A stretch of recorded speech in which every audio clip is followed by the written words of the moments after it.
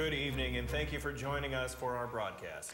Leading our news today, the lives of these people are not being respected. And about the Department of Interior's decision to oppose emergency road access through the Eisenbeck National Wildlife Refuge on Alaska's Aleutian Peninsula. Now, the law orders a land exchange and construction of a road to the all-weather airport in Cold Bay for emergency evacuation purposes. The lack of road services has contributed to several preventable deaths within the last 30 years. The U.S. Fish and Wildlife Service issued a final environment impact statement opposing the land exchange and emergency road. The lives of these people are not being respected. And if this is the attitude of this Department of Interior, that we are going to respect the animals and we are going to respect the birds, but we are not going to respect the people who live there, this is the wrong way to be going. A 68-year-old Fairbanks man will serve the next 8 years in jail for sexually assaulting an incapacitated woman last year. Now, during a scheduled hearing earlier today, Dennis Gentleman pled guilty to 2 counts of second-degree sexual assault. As part of a plea deal struck with state prosecutors, 5 other alleged felony sex crimes that could have been yielded a possible life prison term were dismissed. Court records say the 21-year-old victim is said to suffer from fetal alcohol syndrome and is, in their words, very low functioning. Records say Gentleman assaulted the woman from June 1st until July 31st of 2012, and some of the incidents were witnessed by Gentleman's daughter. Not guilty pleas for a 33-year-old Caltag man accused of sexually assaulting a woman late last month in the lower Yukon River community. Stuart Madros is being held without bail on charges of attempted first-degree sexual assault and 1 count of sexual assault in the second degree. The alleged victim in the case reported she woke up to find Madros, who had been sleeping in the living room, assaulting her.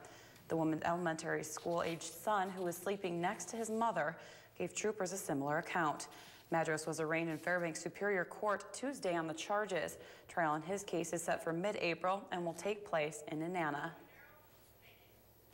Well, earlier today, the state medical examiner's office completed the autopsy for a 13-year-old girl found dead in the southeast Alaskan community of Cake. Mackenzie Howard was found dead at a church in Cake on Tuesday evening, according to the Alaska Department of Public Safety. State Trooper spokesperson Megan Peters said that the medical examiner, as of Friday afternoon, has yet to release the cause and manner of Howard's apparent homicide, and it remains a death investigation. No arrests have been made in the case, but troopers say investigators are working hard to follow up leads in the small community. Folks are pretty upset, pretty sad still. You know, we just buried an elder, and then the same night this deal happened. But overall, right now, the community is hungry for someone to get put behind bars right now. Okay, well, candlelight vigils are being held in different parts of the state in light of the homicide. Now, the Juneau Empire reports the Facebook group Candlelight Vigil for Mackenzie has organized the events to be held in Cake, Juneau, Anchorage, Sitka, and right here in Fairbanks. The Fairbanks Vigil was held earlier this evening at the Brooks Building on the UAF campus. Yes, and now Mike Schultz is joining us for our first look at weather this Friday. Mike, tell us what's going on out there. Guys, it looks like the snow is over for now, at least our latest radar, as you can see as we zoom in around the Fairbanks area, is showing most of it moving off to the east, nothing out to the west, so we're looking for a little bit of a respite before our next storm system begins to affect us. We'll show you more about that. We'll also talk about temperatures warming up. In fact, we could be looking close to 30 degrees for tomorrow. And for Sunday, we'll tell you all about that. And, of course, the big storm in the lower 48. All that with weather later on. Daryl, Stephanie? All right, that's some better news at least. Thank you, Mike. Now, when we come back, new regulations on wastewater coming from cruise ships are in the works. And part 2 of our look at services available for veterans. Stay with us. This edition of the Fairbanks Evening News is brought to you by Northland Hearing Services. Better hearing with a human touch. Kendall Auto of Fairbanks. And by Nissan. Innovation that excites. And by Spadard Builder Supply. Welcome back to the Fairbanks Evening News. The way the state of Alaska regulates cruise ship wastewater may change now that the Senate Finance Committee has advanced HB 80. The State House has already passed the bill, and Senate Finance was the last hurdle on the Senate side before it moves to the floor for a vote. The bill would strike a more stringent requirement that discharges meet the state water quality standards at the point of discharge. Critics say the proposal would back a citizen-led provision for higher discharge standards. Lynn Kent with the state DEC testified to the committee that cruise ship wastewater treatment will not change should the bill be passed. Passage of HB 80 is not going to allow the cruise ships to do anything less than they're already doing in terms of their treatment, and they already treat to a very high level. If you served in the military, you may have benefits coming that you aren't even aware of. News Center 11's Monty Bowen takes a look at military entitlements in this report. Veterans who retired from the military after 20 years of service get benefits like pay and allowances and medical care. Many times, men and women who served less than 20 still have entitlements that they may not be aware of. The state of Alaska is working on a number of measures through the Governor's Veterans Advisory Council to make sure that happens. A lot of veterans are hesitant to do that, but we are trying to make it available because we have a lot of Native veterans out in the villages that are eligible for entitlements, but they're not taking advantage of it, and we want to encourage those veterans to do so. First of all veterans in Alaska that drive will be easily identified. Starting in March, when you get a new driver's license, it will have that you're a veteran on your driver's license, so people will know that. They can also use the VA certification of disability for a number of things. They can just use the VA forms in order to get that certification, rather than go to a private physician and have him write up a diagnosis, say you're disabled, so that you can get that.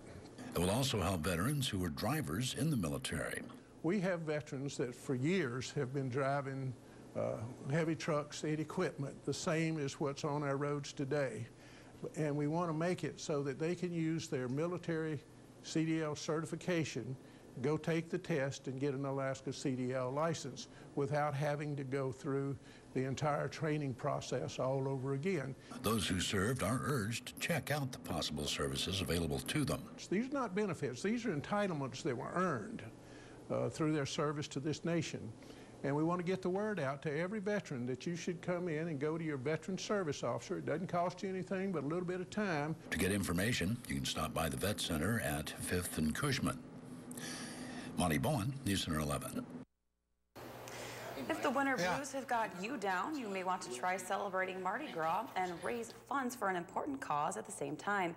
Tomorrow, a Mardi Gras festival will be held at the Antler Room next to the Elks Lodge.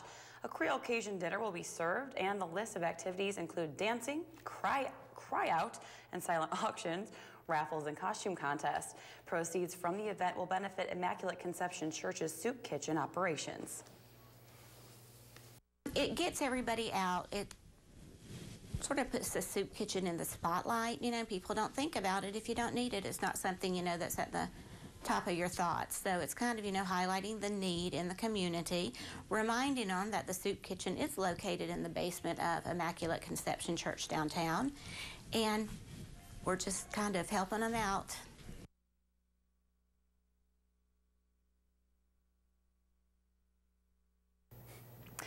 And it's not too late for tickets. You can get them at any Mount McKinley Bank location or at the door beginning at 6:30 p.m. tomorrow. Well, Fort Wainwright has many different training areas that soldiers utilize. Today, the military police conducted different activities to better prepare them for a large field exercise. In an area of the backside of Post, there is a simulated village that the soldiers use to practice their skills, clearing and securing houses, IED clearing procedures, handling medical emergencies, and much more. The soldiers learn different ways to handle the situations in a place that feels like an authentic, hostile village. We need to make sure our soldiers on the team level understand different tactics and techniques that they need to do to accomplish their mission. Basically, here at the CACTIF, it's an urban terrain, and it can be a village set up basically on what possible threats are out there for the United States. Currently, they have a lot of things in the schoolhouse oriented toward North Korea. Hi. Joe? What's cooking? Oh, that was good. That was good. How long did it take for you guys to think that up? Not long at all. Not long at all. Okay. It was all Daryl's idea. I'll We give read him the each credit. other's mind. Yep. I have ESPN. Speaking of that, sports. What's Yes, we have results from the state hockey tournament down in Wasilla, along with some more prep scores from the interior and an exclusive interview you will not want to miss, and that's coming up next in sports.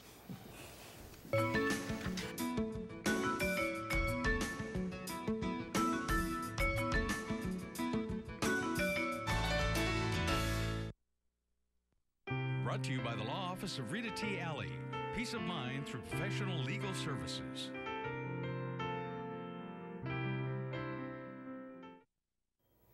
Hello, Interior Alaska. Joe Cook here in the sports seat for you this evening. Hope you're having a good day. And now to make it better, let's talk some sports. In the 4A state hockey playoffs, both interior schools go down with Lathrop losing to undefeated South Anchorage in the quarterfinal after West Valley lost to defending state champion Diamond 7-1. Lathrop was close, down just 1-0 in the third period. The Malamutes got 20 shots on goal, but they just couldn't score. Ian Morey had 18 saves for Lathrop. The last goal for South was an empty net for the 3-0 win. In today's consolation games, Lathrop bounced back with a 4-2 win over Wasilla. It was tied at 2 in the third, then Lathrop scored 2 unanswered goals to secure the win.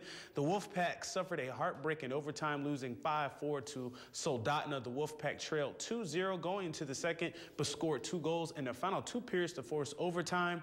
Now Lathrop will face Soldotna in the 4th place game tomorrow morning at 9 a.m.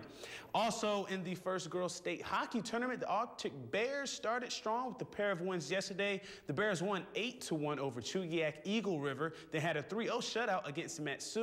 Today, a pair of tough wins against Diamond West, the only team to tie them this year. The Bears won 3-1. The Bears were up 3-0 going into the third and closed out the final period on defense. The last game of the doubleheader was a close one, 2-1 win over Service East. Dania Benzona, the sophomore forward from West Valley, was the difference with 2 goals for the Bears. On Saturday, the Bears will play at 12:15, and if they win, they'll be in the championship at 5:30. Last night in the Patty Center, the Nanox women's basketball team again trying their best to end their dismal 10-game losing streak. Hosted Montana State Billings, the Yellow Jackets opened the game on a 13-2 run, but the Nanox fought back behind the play of Kelly Logue, who had a game-high 13 points and 4 steals. The Nanox, though, could get no closer than 11 as the Yellow Jackets out-rebounded the Nanox by 14, getting 20 offensive rebounds, which led to 20 second-chance points. The final 70-50, Montana State, who was led by Monica Grimsroyd's 12.7 rebound outing as every player for the Yellow Jackets scored. It's actually our team goal to at least get half as many offensive boards as misses, so that was really our focus tonight. We're always looking to really up our defense. That's kind of our base for our offense. As long as we're doing what we need to do on defense, our offense seems to kind of flow with it, so we really focus on pressuring them and getting them out of their element. And the men fared better on the road in Western Oregon, coming back in the final 5 minutes to win 80-77 over the Wolves. The Nanox were sizzling hot in the second half, shooting 62% from the floor and 8 of 11 from downtown. UAF nailed 10 threes as they rallied from a 14-point deficit. Dominic Brinson led 4 Nanox in double figures with 17 points, going 5 of 10 from 3. With the win, the Nanox are now 5th in the GNAC and go to St. Martin's, who are coming off a 60-52 win over UAA. Right now, we shift gears to the Yukon Quest report. Today, there was an official statement released by the Yukon Quest that a dog has died. The dog's name was General, and General belonged to Jake Berkowitz. After a necropsy, the head veterinarian, Dr. Kathleen McGill, said the cause of death was an intestinal condition. Even with his dog passing away, Berkowitz is soldiering on. As we take a look at the leaderboard, Alan Moore is now in the lead as he passed Hugh Neff. Out of Eagle, in third is Berkowitz, followed by Scott Smith and Marcus Ingerbretson. He's in 5th as he closes in on the Eagle checkpoint as well. And finally tonight, we bring you part 1 of an exclusive interview with Tyler Huntington, the 2-time Iron Dog winner. This is his first interview since his training accident in late January along the Bering Sea coast. While training for the 2013 Iron Dog race, Huntington, who says he was traveling an estimated 80 to 90 miles per hour, hit a piece of driftwood and was thrown from his snow machine. He required surgery after being medevaced to Anchorage. After 9 days in the hospital, he was released. In this week, he returned home to Fairbanks. Unfortunately, Huntington will miss this year's race, which gets underway next weekend.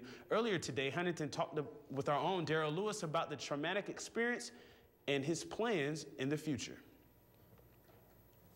I still feel a little pain, but could have been a lot worse. Recovering is going really well, I think. So, well, knowing that I'm not going to be out there racing is always,